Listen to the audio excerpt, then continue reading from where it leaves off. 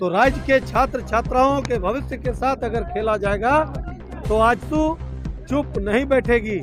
मैं पुनः कह रहा हूं कि आजसू सड़क से लेकर के सदन तक एक्टिव मोड में है। हम वैसे डिगबाजी वाले लोगों से पूछना चाहते हैं जो राजनीति कर रहे हैं, तो राजनीति में इतनी शुचिता जरूर होना चाहिए कि हम जिस मांग को लेकर के जा रहे हैं वो मांग हमको किससे करना है। मांग तो आपको शिक्षा मंत्री से करना चाहिए, मांग आपको छात्रवृत्ति का है तो कल्याण मंत्री से करना चाहिए। लेकिन कल्याण मंत्री चमरा लिंडा बोल रहा है कि केंद्र सरकार हमें नहीं दे रही, कहा दे, और आप लोग एनडीए का अंग है केंद्र सरकार। निश्चित रूप से निश्चित ओबीसी लोगों को, जिन छात्रों को छात्रवृत्ति नहीं मिला उनको लेकर तो सेंट्रल से तो मिले हैं सर, इसी पेपर कटिंग भी है। साथी पत्रकार साथी, आप लोगों को हम यही बात समझाना चाहते हैं कि राज्य की सरकार किस तरीके से लोगों को क्लासिफिकेटेड करके, कैसे वर्गीकृत करके कि एसटी, एससी, ओबीसी छात्र छात्राओं को वर्गीकृत करना कहीं से भी उचित नहीं है जो राज्य सरकार कर रही।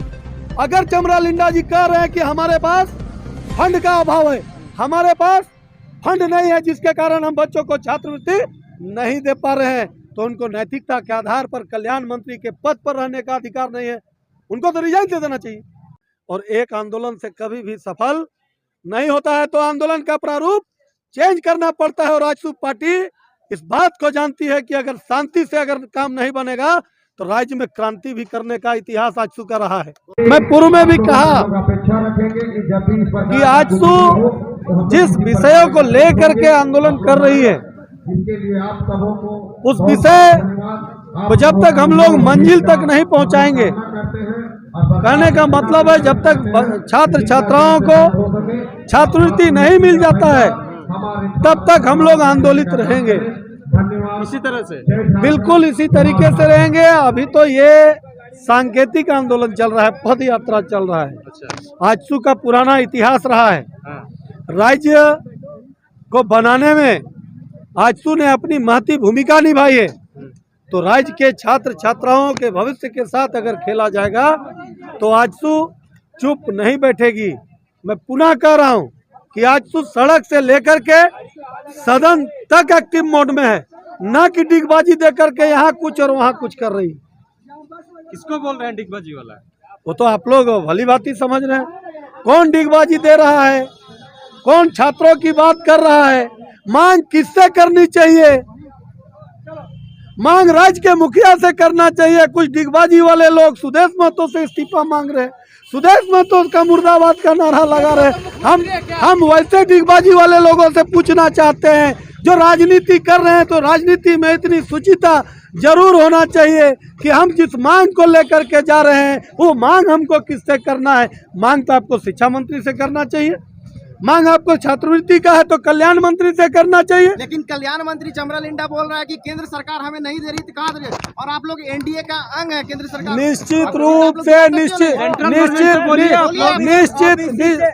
ओबीसी लोगों को, जिन छात्रों को छात्रवृत्ति नहीं मिला उनको लेकर तो सेंट्रल से तो मिले हैं सर, इसी पेपर कटिंग भी है। साथी पत्रकार साथी, आप लोगों को हम यही बात समझाना चाहते हैं कि राज्य की सरकार किस तरीके से लोगों को क्लासिफिकेटेड करके, कैसे वर्गीकृत करके कि एसटी, एससी, ओबीसी छात्र छात्राओं को वर्गीकृत करना कहीं से भी उचित नहीं है जो राज्य सरकार कर रही।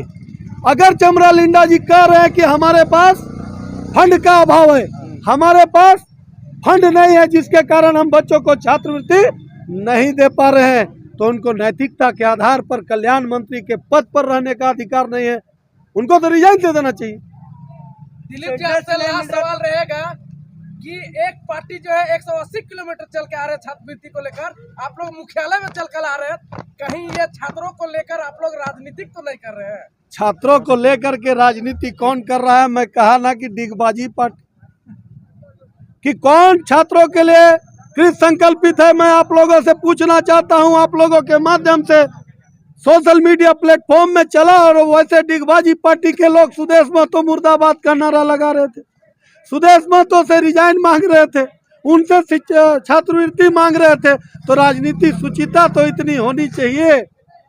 अब आप लोग मिल जाएगा, मतलब छात्रों को छात्रवृत्ति मिल जाएगा?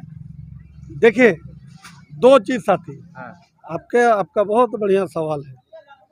कि जब झारखंड राज्य का आंदोलन हुआ तो बहुत तरीके से आंदोलन हुआ था और एक आंदोलन से कभी भी सफल नहीं होता है, तो आंदोलन का प्रारूप चेंज करना पड़ता है। और आजसू पार्टी इस बात को जानती है कि अगर शांति से अगर काम नहीं बनेगा तो राज्य में क्रांति भी करने का इतिहास आजसू कर रहा है।